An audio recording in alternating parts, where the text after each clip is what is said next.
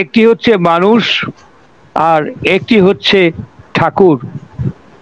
এই দুটি বিষয় আজকে বলবো সামান্য সময়ের মধ্যে। কেননা এই হিমায়তপুর, যে হিমায়তপুরে আমরা যাই আমাদের সশ্রদ্ধ সভক্তি সচেষ্ট সক্রিয় প্রণামকে নিবেদন করবার জন্য, সেই হিমায়তপুর ছিল অনেক দিন আগে থেকে ছিল।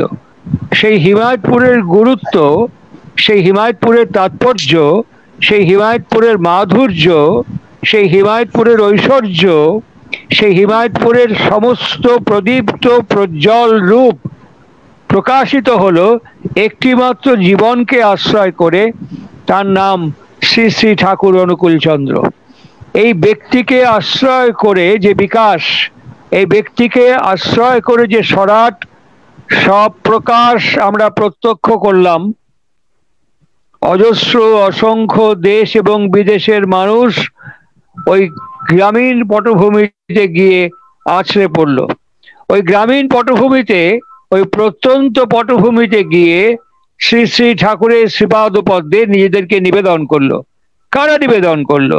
মানুষ নিবেদন করলো। মানুষের সঙ্গে ঠাকুরের পার্থক্য কোথায়? ঠাকুরও তো আমাদেরই মতন দুহাত, দুকান, দু চোখ, দু পাওয়ালা একটা মানুষ।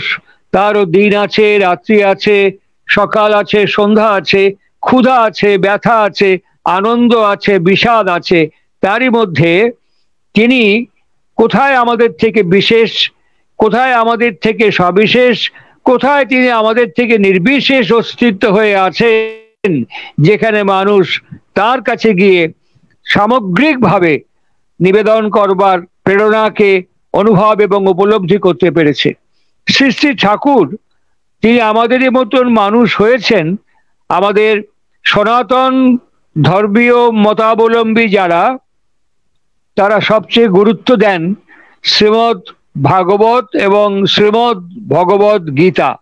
এখানে একটা সমস্যা আছে, আমরা অনেকেই উচ্চারণ করে বসি শ্রীমদ্ ভাগবত গীতা। আমরা অনেকেই উচ্চারণ করি আমাদের অজ্ঞতাবশত শ্রীমদ্ ভাগবত গীতা। কথাটা ভুল, শ্রীমদ্ ভগবদ গীতা। আর শ্রীমদ্ ভাগবত মানে হচ্ছে ভগবান সম্পর্কীয়, তার লীলা সম্পর্কীয়। আর শ্রীমদ্ ভগবত মানে হচ্ছে স্বয়ং শ্রী ভগবান যা নিজে শ্রীমুখে উচ্চারণ করছেন, তাই বলা হয় শ্রীমদ্ ভগবদ গীতা। এই শ্রীমদ্ ভগবদ গীতা তার প্রথম অধ্যায় শুরু হয়েছে অর্জুন বিষাদ যোগ থেকে। এই অর্জুন বিষাদ যোগ থেকে যে শুরু হয়েছে শ্রীমদ্ ভগবদ গীতা, এখানে প্রথম অধ্যায়ের 27 নম্বর যে শ্লোক, সেই শ্লোকটি এত তাৎপর্যপূর্ণ, এত গুরুত্বপূর্ণ, যেখানে দুটো দলের মাঝখানে অর্জুন তার সখা, তার গুরু স্বয়ং জনার্দন, মধুসূদন, কেশব শ্রীকৃষ্ণকে বললেন যে তুমি দুটো দলের মাঝখানে আমার রথখানা নিয়ে গিয়ে রাখো। দুটো দলের মাঝখানে যখন রথটা নিয়ে গিয়ে রাখা হলো, তখন তাকিয়ে তারা দেখলেন যে সেখানে দুই দলের সৈন্য সামন্ত দাঁড়িয়ে আছেন। অর্জুন তাই দেখে বিষাদগ্রস্ত হয়ে পড়লেন। শ্লোকটার মধ্যে একটা মাত্র শব্দ ব্যবহার করা হয়েছে, বিষাদন্নিদম্ব্রুবুম। তিনি বিষাদগ্রস্ত হয়ে গান্ডীব ত্যাগ করলেন এবং রথের ওপরে বসে পড়লেন। প্রশ্ন হলো, কেন বিষাদগ্রস্ত হলেন? বিষাদ কোত্থেকে আসে? দুঃখ থেকে আসে। দুঃখ কোত্থেকে আসে? চাওয়া থেকে আসে। চাওয়া কোত্থেকে আসে? বৃত্তির থেকে আসে। বৃত্তি কোত্থেকে আসে? জনন থেকে আসে। বৃত্তি কোত্থেকে আসে? জনন থেকে আসে। আর এই জনন থেকে যখন বৃত্তি আসে, তখন আমাদের এই জীবনের সঙ্গে জননের সঙ্গে বিবাহের যে ওতপ্রোত সম্পর্কের সম্বন্ধ, সাধারণ মানুষ হয়ে আমরা একে অনুভব করতে পারি না। সাধারণ মানুষ হয়ে আমরা একে আমাদের ধারণার মধ্যে গ্রহণ এবং ধারণ করতে পারি না। প্রথম আমরা শ্রী শ্রী ঠাকুর অনুকূলচন্দ্রের কাছে ওই প্রান্তিক পটভূমিতে গিয়ে জানতে পারলাম যে বিবাহ একটা বিজ্ঞান, প্রজনন একটা বিজ্ঞান। আর সেইখান থেকেই মানুষের জীবনের বৃত্তিকে নিয়ন্ত্রণ করতে পারা। বড় অদ্ভুত প্রশ্ন করছেন প্রভু নারদকে পাঠিয়ে দিলেন সনৎ মুনির কাছে। সেখানে সনৎ মুনির কাছে যখন নারদ গেছেন, তখন সনৎ মুনি নারদকে জিজ্ঞেস করছেন, হে দেবর্ষি, হে দেবর্ষি, আপনি আমার কাছে কেন এসছেন? আপনি তো সব জানেন। নারদের বিদ্যে কতখানি ছিল, আলোচনা প্রসঙ্গের খণ্ডটা একবার উল্টে দেখলে পরে দেখবেন অর্ধেক পাতা জুড়ে নারদের বিদ্যার বর্ণনা করছেন পূজনীয় ঋতিকাচার্য কৃষ্ণপ্রসন্ন ভট্টাচার্য। নারদ কতখানি বিদ্বান এবং পণ্ডিত ব্যক্তি ছিলেন। সেই পণ্ডিত এবং বিদ্বান ব্যক্তি যখন সনৎ কুমারের কাছে গিয়ে জিজ্ঞাসা করছেন যে প্রভু আমাকে আপনার কাছে পাঠিয়েছেন, কেন পাঠিয়েছেন? আপনি তো সব জানেন। হ্যাঁ, আমি সব জানি। সব জানেন যখন, তখন আমার কাছে আপনি কেন এসছেন? তখন একটি মাত্র শব্দ উচ্চারণ করে বলেছিলেন, শোকং পারয়েতু, আমাকে শোকের থেকে তুমি পার করে দেওয়ার বিজ্ঞানটা শিখিয়ে দাও। আর শ্রী শ্রী ঠাকুর অনুকূল চন্দ্র তিনি তার সত্যানুসরণ শুরু করলেন দুর্বলতা যোগ থেকে। শ্রীমৎ ভগবত গীতা শুরু হলো বিষাদ যোগ থেকে, শ্রী শ্রী ঠাকুর অনুকূল চন্দ্র শুরু করলেন দুর্বলতা যোগ থেকে। আর এই দুর্বলতায় তিনি বললেন, বিধান বিনায়ক বইয়ের মধ্যে তিনি বললেন, শোক শয়তানের উপাদেয় খাদ্য। আমরা শোকগ্রস্ত হয়ে পড়ি। কেন শোকগ্রস্ত হয়ে পড়ি? আমাদের দুঃখ যখন জমতে জমতে অপটিমামকে টাচ করে ফেলে, তখন আমরা শোকগ্রস্ত হয়ে যাই, দুঃখটা শোকে কনভার্ট হয়ে যায়। দুঃখটা কেন আসে? আমাদের চাওয়া যখন পূর্ণ হয় না, আমাদের সমস্ত চাওয়া যখন অপূর্ণ থেকে যায়, তখন আমাদের দুঃখ বোধ একটু একটু করে জমতে শুরু করে। চাওয়াটা যে কি সেটাই আমরা ভালো করে এখনো বুঝতে পারিনি। তাই বিশিষ্ট বাংলার কবি রজনীকান্ত সেন তিনি বড় আক্ষেপ করে একটি গান লিখেছিলেন, ওরা চাহিতে জানে না দয়াময়, ওরা চাহিতে জানে না দয়াময়। আমার কি চাওয়া উচিত সেইটি আমরা ভালো করে জীবনে বুঝতে পারিনি, শিখিনি। আমাদের পাঠশালা থেকে বিশ্ববিদ্যালয় পর্যন্ত আমাদের জীবনে চাওয়াটা কি হবে সেটাই ভালো করে শেখানো হয়নি। বিশেষ সাহিত্যের সম্রাট যাকে ঋষি বলে চিহ্নিত করা হয়েছে, বঙ্কিমচন্দ্র, তিনি একটি অদ্ভুত কথা বলেছেন। ঋষি বঙ্কিমচন্দ্র বলছেন যে মানুষের জীবনে কোনো প্রশ্ন নেই, অবান্তর অপ্রাসঙ্গিক প্রশ্ন করে মানুষ। মানুষের জীবনের একটি প্রশ্ন হওয়া উচিত, সে প্রশ্ন হলো, এ জীবন লইয়া আমি কি করিব? এ জীবন লইয়া আমি কি করিব? এটি হচ্ছে মানুষের জীবনের একমাত্র প্রশ্ন। এ জীবন দিয়ে আমি কি করব? তাই নারীর জীবন এবং পুরুষের জীবন একই রকম হতে পারে না। নারী জনয়িত্রী, ধাত্রী, পালয়িত্রী, বিধাত্রী। নারীর যে জীবন, নারীর যে বৈশিষ্ট্য, পুরুষের যে জীবন, পুরুষের যে বৈশিষ্ট্য, সেই বৈশিষ্ট্য অনুযায়ী শিক্ষা আমরা কখনো প্রবর্তন করতে পারিনি। ওই প্রান্তিক পটভূমিতে দাঁড়িয়ে থেকে, ওই সুদূর গ্রামীণ পটভূমিতে দাঁড়িয়ে থেকে ওই ব্যক্তি শ্রী শ্রী ঠাকুর অনুকূল চন্দ্র একটু একটু করে তাকে প্রবর্তন করতে শুরু করলেন। মানুষ আকৃষ্ট হলো, আকর্ষিত হলো, অনুপ্রাণিত হলো, উদ্বেলিত হলো, উদ্বুদ্ধ হলো এবং উৎসাহিত হয়ে আত্মনিয়োগ করতে সক্ষম এবং সক্রিয় এবং সচেষ্ট হয়ে উঠলেন। ধীরে ধীরে তার এই বাসভূমি আশ্রমে রূপান্তরিত হয়ে গেল। ঠাকুর চেয়েছিলেন একটা ব্যক্তি জীবন কেমন করে সংগঠিত হয়ে উঠতে পারে, একটা ব্যক্তি জীবনের মধ্যে কি আছে। আমাদের উপনিষদ আমাদেরকে খুব ভালো করে বুঝিয়ে দিয়েছেন। উপনিষদ বলেছেন, তোমাকে পৃথিবীতে পাঠানো হয়েছে কান দিয়ে, চোখ দিয়ে, নাক দিয়ে, মুখ দিয়ে, হাত দিয়ে, পা দিয়ে। তুমি তোমার কান দিয়ে কি শ্রবণ করছো 24 ঘন্টায়? তুমি তোমার মুখ দিয়ে 24 ঘন্টায় কি উচ্চারণ করছো? তুমি তোমার চোখ দিয়ে 24 ঘন্টা কি দর্শন করছো? তুমি তোমার হাত দিয়ে 24 ঘন্টায় কি সম্পাদন করছো? তুমি তোমার দুটো পা 24 ঘন্টায় কোথায় গমন করছো? এই প্রত্যেকটি ভালো করে বিবেচনাশীল থাকা উচিত। উপনিষদ তাই বললেন যে পরাঞ্চিখানি, তোমাকে ঈশ্বর এগুলো যেমন দিয়েছে, এর সঙ্গে সঙ্গে তোমাকে আরো একটা জিনিস দিয়েছে, স্বকীয় সার্বভৌম স্বাধীনতা। তুমি ইচ্ছে করলে চলতেও পারো, ইচ্ছে করলে নাও চলতে পারো, ইচ্ছে করলে করতেও পারো, ইচ্ছে করলে নাও করতে পারো। এই স্বকীয় স্বাতন্ত্র সার্বভৌম স্বাধীনতা তোমাকে ঈশ্বর দিয়েছেন। তাই শ্রী শ্রী ঠাকুর 1937 সালে প্রবর্তন করলেন ইষ্টভৃতি 1938 সালে প্রবর্তন করলেন ইষ্টভৃতি। ইষ্টভৃতি কথাটাকে আমরা ভুল ব্যাখ্যা করি, টাকাতে কনভার্ট করে দিয়েছি, ইষ্টভৃতিকে আমরা পয়সায় কনভার্ট করে দিয়েছি। ঠাকুর প্রত্যেকটা বিষয়কে আমাদের কাছে একদম রুট থেকে আরম্ভ করে, উৎপত্তি স্থল থেকে আরম্ভ করে আনফোল্ড করেছেন। ঠাকুর বলেছিলেন দেবীপ্রসাদ মুখোপাধ্যায়কে, দেখ তো ইষ্ট কথাটা কিসের থেকে উৎপন্ন হয়েছে। দেখা গেল হর্ষই পেট কাটা মূর্ধন্যশয় হসন্ত, ইস থেকে। ইস মানে হচ্ছে ইচ্ছা, আর ভৃতি মানে হচ্ছে পালন পোষণ।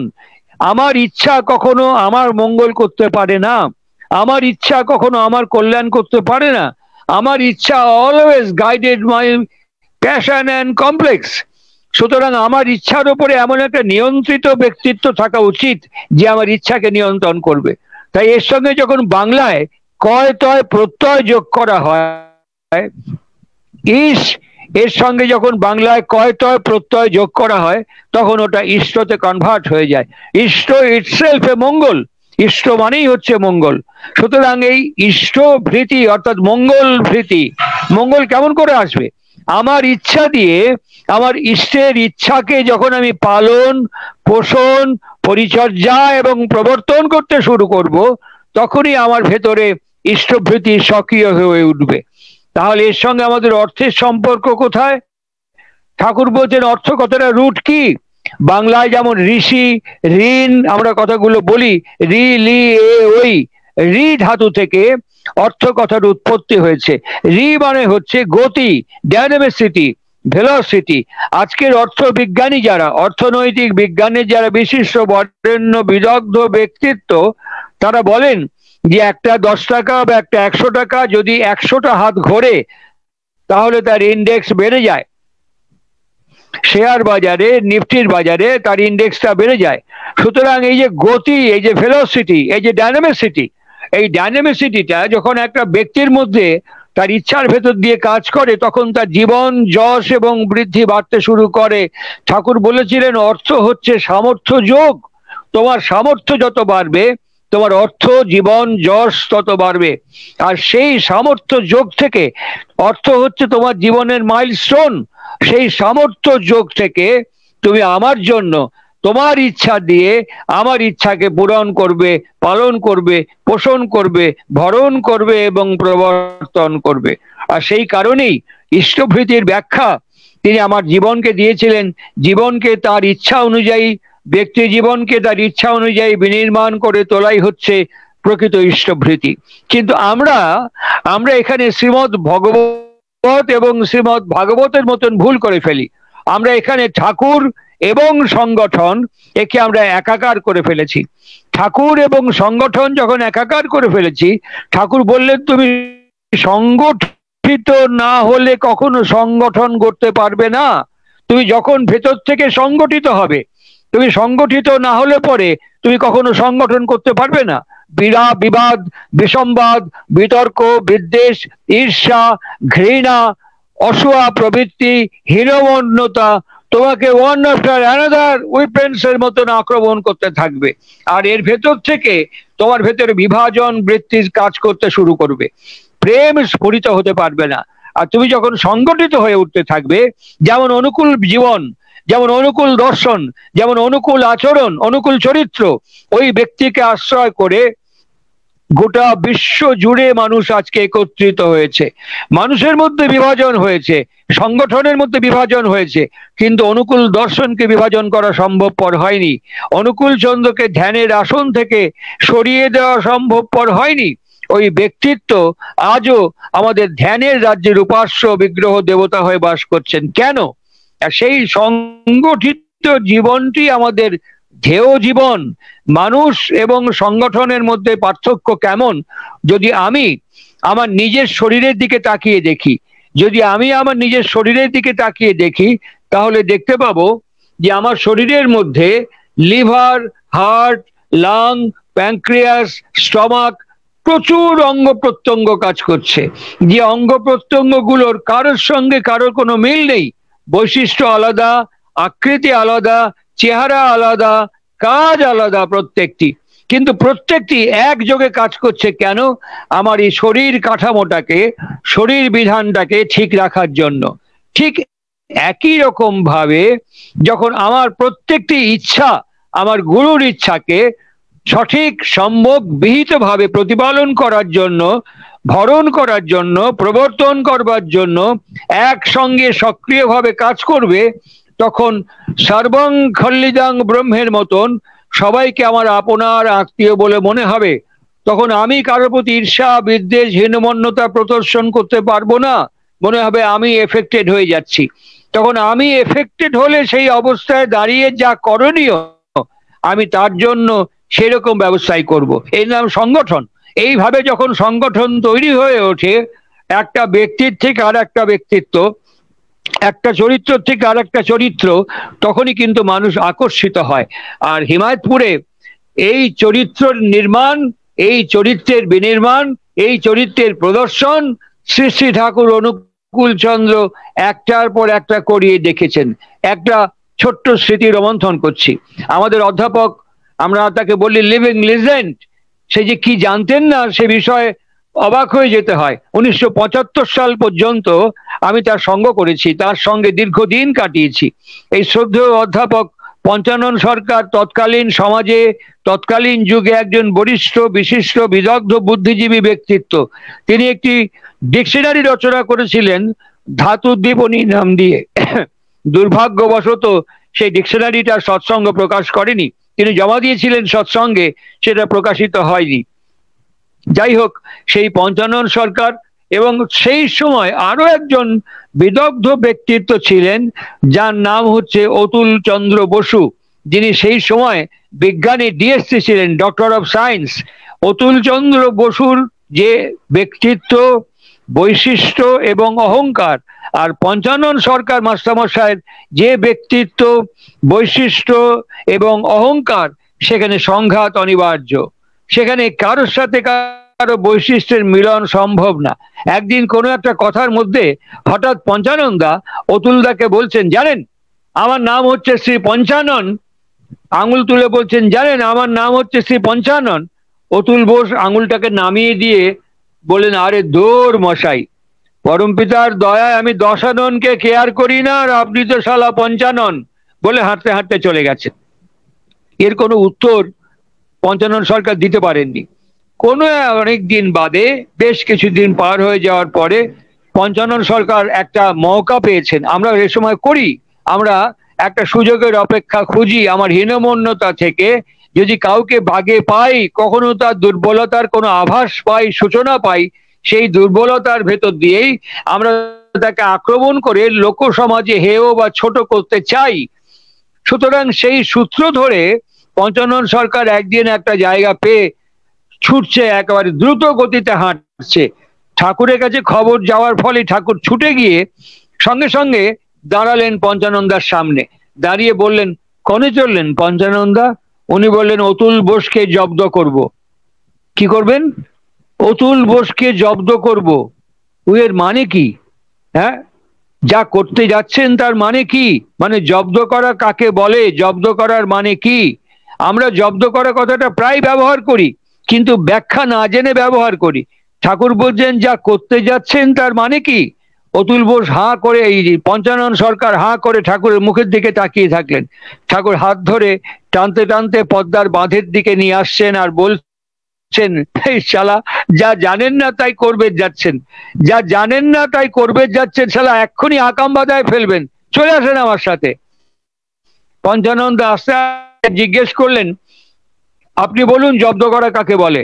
ঠাকুর বললেন, এক্ষুনি কওয়া যাবে না, এক্ষুনি সারা কওয়া যাবে না, আপনাকে দেখায় দেওয়া লাগবে নি জব্দ করা কাক কয়। বেশ কয়েকদিন বাদে বুধের হাট এখনো আছে, ওই বুধের হাটের একটি প্রতিবেশী ভোরবেলায়, খুব ভোরবেলায় ঠাকুরের কাছে ছুটে এসছেন।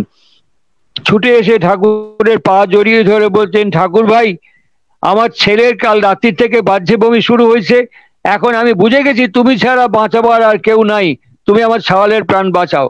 ঠাকুর দোয়ারে গালাগাল করতে শুরু করেছেন। হতভাগা, কাল রাত্রির থেকে শুরু হয়েছে বেহুদ্দে কোনে কর, তুই এখন আমার জানাচ্ছিস কাল রাত্রিবেলা আসবে পারিস নাই, বকাবকি করছেন। একই সঙ্গে তিনি সৎসঙ্গের ফিলন্থপির ক্যাশিয়ার ভবানীচরণ সাহার কাছে খবর পাঠাচ্ছেন, যা কিছু তহবিলে আছে এক্ষুনি জোগাড় কর। ভূপেশ গুহকে বলছেন, আমাদের যে ভক্সল গাড়িখানা পাবনায় ছিল, গাড়িটা রেডি করেন। যদি এখানে সব ডাক্তাররা ব্যবস্থা করতে না পারে, তাহলে পাবনায় সিভিল সার্জনের কাছে নিয়ে যাওয়ার দরকার। আর সেই ভদ্রলোক তাকিয়ে তাকিয়ে দেখছেন, ঠাকুর গালাগালও করছেন, একসঙ্গে ব্যবস্থাও করছেন। ইতিমধ্যে পঞ্চানন সরকার হাঁটতে হাঁটতে ঠাকুরের কাছে আসছেন। এই দেখেই ঠাকুর গালাগালের মাত্রা আরো বাড়িয়ে দিয়েছেন। গালাগালের মাত্রা যত বাড়িয়ে দিচ্ছেন, তত সেই ভদ্রলোক ঠাকুরের পা জড়িয়ে ধরছে।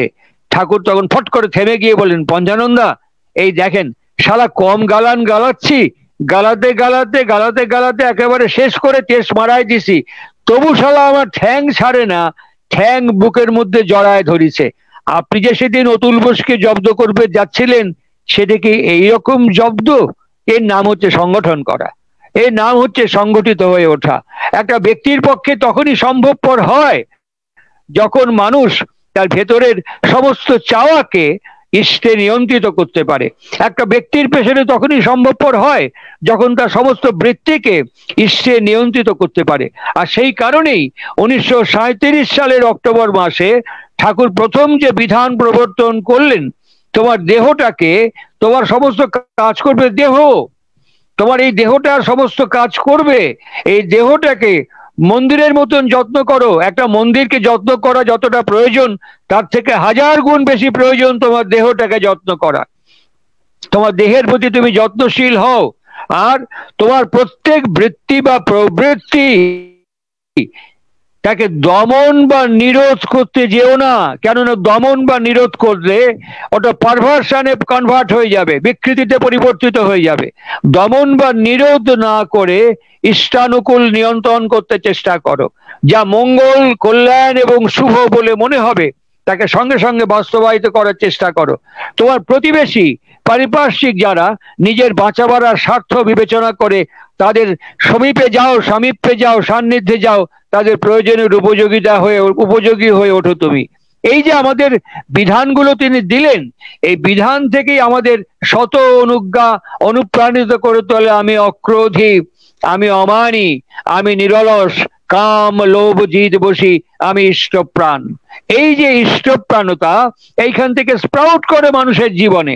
আমরা যদি এই বিষয়গুলোকে তপস্যা এবং সাধনার চর্যার মধ্যে অন্তর্ভুক্ত না করি, আশ্রম মানে হচ্ছে তাই আপূর্বক সামন্তাৎ, অর্থাৎ যেখানে সকাল থেকে রাত্রি পর্যন্ত এই বৃত্তি নিয়ন্ত্রণের অনুশীলন চলবে, যেখানে সকাল থেকে রাত্রি পর্যন্ত প্রত্যেকটি কর্মের মধ্য দিয়ে আমার শিক্ষা, আমার বিদ্যা, আমার বিদ্যমানতাকে প্রদীপ্ত করে তুলবে। আর এর ভেতর দিয়েই দেখা যাবে যে আমার ভেতরে আস্তে আস্তে ইষ্ট জাগ্রত হয়ে উঠছে।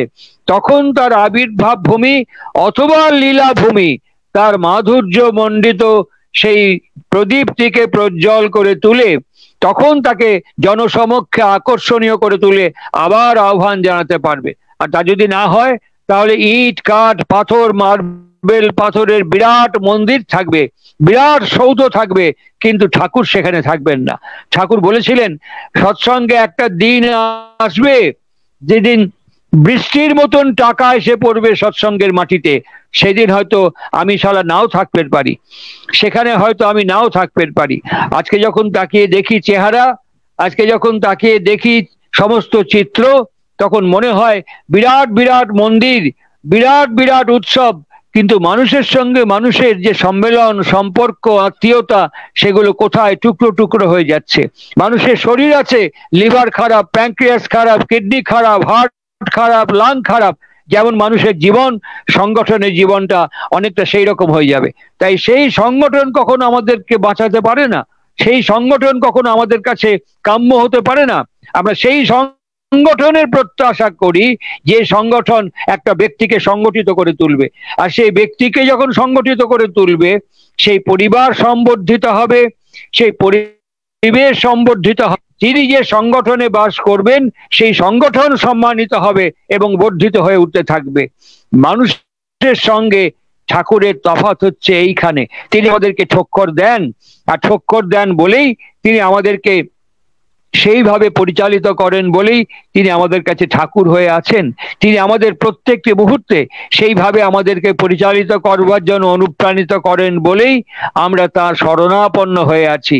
শরণাপন্ন মানে তাকে বিশেষ বিহিত সম্যকভাবে রক্ষা করে চলার নামই হচ্ছে শরণাপন্ন হওয়া। ঠাকুর তুমি করে দাও, এটা কিন্তু শরণাপন্ন নয়। ঠাকুর তুমি করে দাও চাই না আমি তোমায় ভালোবাসি বলে, তুমি করে দেবে কেন, আমি করব। তাই ঠাকুর বলেছিলেন হনুমান সংকট মোচন। হনুমান হচ্ছে ঠাকুরের সর্বশ্রেষ্ঠ ভক্ত। ঠাকুর হনুমানের খুব প্রশংসা করেছেন, সারা জীবন ধরে হনুমানকে খুব প্রশস্তি করেছেন। আজকে আমাদের যে সৎসঙ্গ চরিত্র, আমরা যে প্রার্থনা দুবেলা উচ্চারণ করি, একবার নিজের কাছে নিজেকেই যদি আমি জিজ্ঞাসা করি যে প্রার্থনায় যা উচ্চারণ করছি তার প্রত্যেকটা লাইন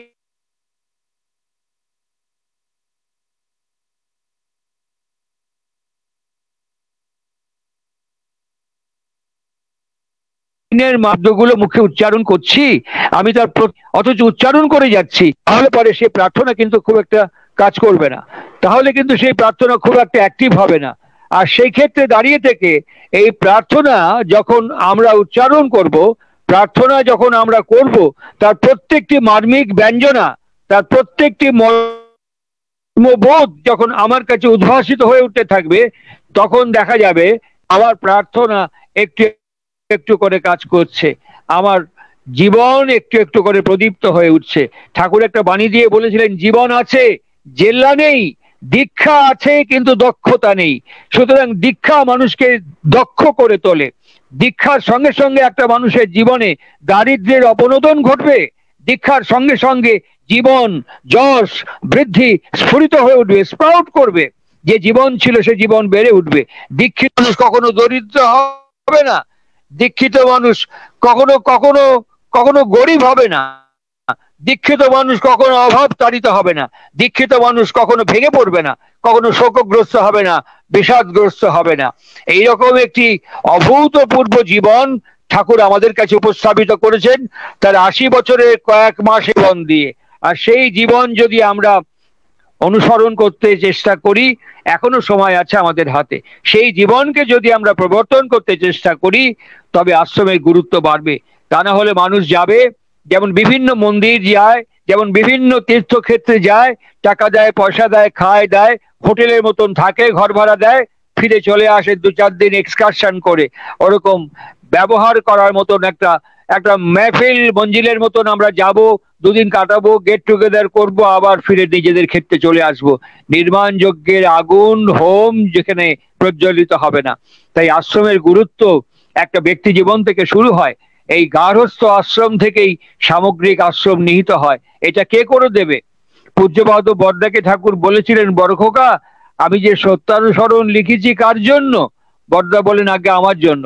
আমি যে এত কথা জীবনে বলেছি কার জন্য? বরদা বলেন, আজ্ঞে আমার জন্য। খুব খুশি হয়েছিলেন তিনি, খুব খুশি হয়েছিলেন তিনি। সুতরাং আজকেও আমাদের ভাবতে হবে, তিনি যত কথা বলেছেন, যা আদেশ করেছেন, প্রত্যেকটি তিনি আমাদের জন্য বলেছেন, মানে আমার জন্য বলেছেন, আমাকে বলেছেন। আর আমাকে তিনি বলেছেন বলেই আমার দায়িত্ব, আপনি করবেন, ও করবে, সে করবে, কাউকে দোষ দেওয়ার জায়গা নেই এখানে, সব আমার। তুমি তোমার নিজের, তোমার দেশের, তোমার দশের, তোমার বর্তমান, তোমার ভবিষ্যতের জন্য তুমিই দায়ী। এই বোধ থেকে যখন আমাদের চলা শুরু হবে, তখন সৎসঙ্গের আন্দোলনের বিনির্মাণ যজ্ঞ শুরু হবে। আজকে আর বেশি কথা আমি বলবো না, অনেক কাজের মধ্যে রয়েছি।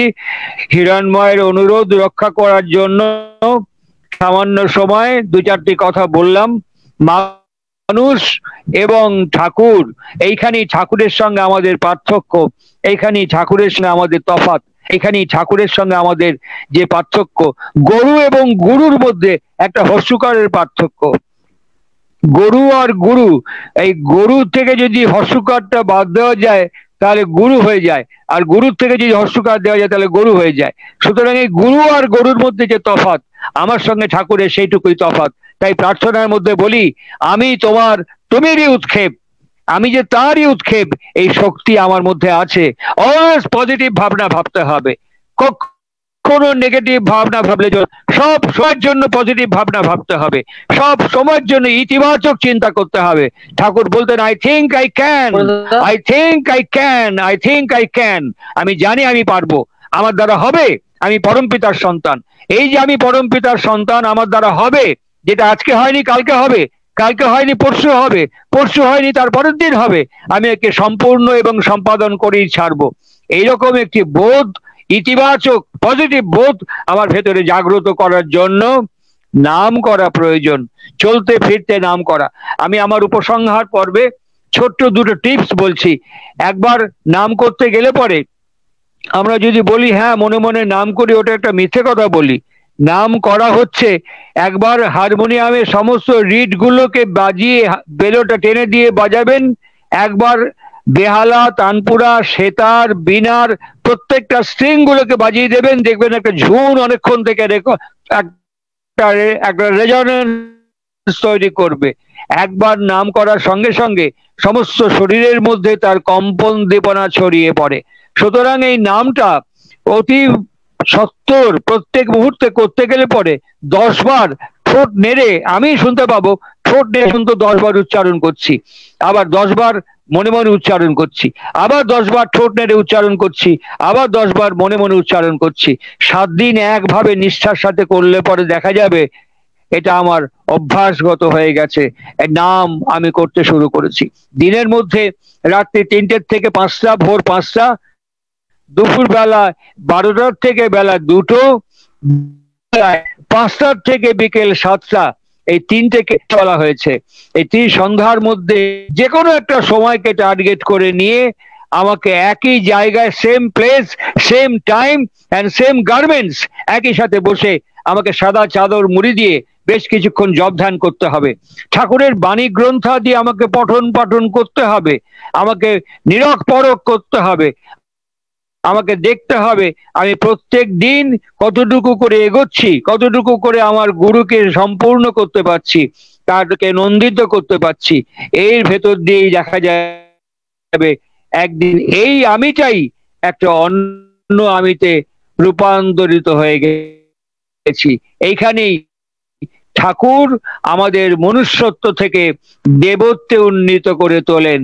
আর দীক্ষার সময় তাই বলেছিলাম, শ্রী শ্রী ঠাকুর অনুকূল চন্দ্রদৃষ্ট সৎ মন্ত্র গ্রহণান্তর তৎ সিদ্ধি কামনায় তারই প্রেত্যর্থে, অর্থাৎ তাতে সিদ্ধ যাতে হতে পারি, সেই সিদ্ধতার জন্য, তার প্রতিপাদন করবার জন্য এটি আমার তপস্যা, এটি আমার সাধনা। তাই তিনি বলেছিলেন, সতে সংযুক্তের সহিত তদ গতি সম্পন্ন যারা, তারাই সৎসঙ্গী। তিনি বলেছেন সতে সংযুক্তির সহিত তদ্গতি, তারাই সৎসঙ্গী, আর তাদের মিলিত সমাবেশের নামই হচ্ছে সৎসঙ্গ। বইটার নাম হচ্ছে সংজ্ঞা সমীক্ষা। এই বইয়ের মধ্যে তিনি সৎসঙ্গের সংজ্ঞা নিরূপণ করে দিয়েছেন। অতএব আজকে সেই সৎসঙ্গ আন্দোলন,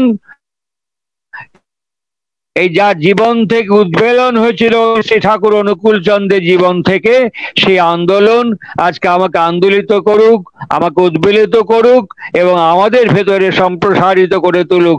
আমরা প্রত্যেকে একত্রিত ভাবে ইতিবাচক পজিটিভ ভাব নিয়ে একসঙ্গে শ্রী শ্রী ঠাকুরের দিকে তাকে উচ্চারণ করে বলবো, আমরা ভীরু নয়, দুর্বল নয়, কাপুরুষ নয়, তোমার জ্যোতির দিকে পিছন ফিরে আর অন্ধকার অন্ধকার বলে চিৎকার করব না।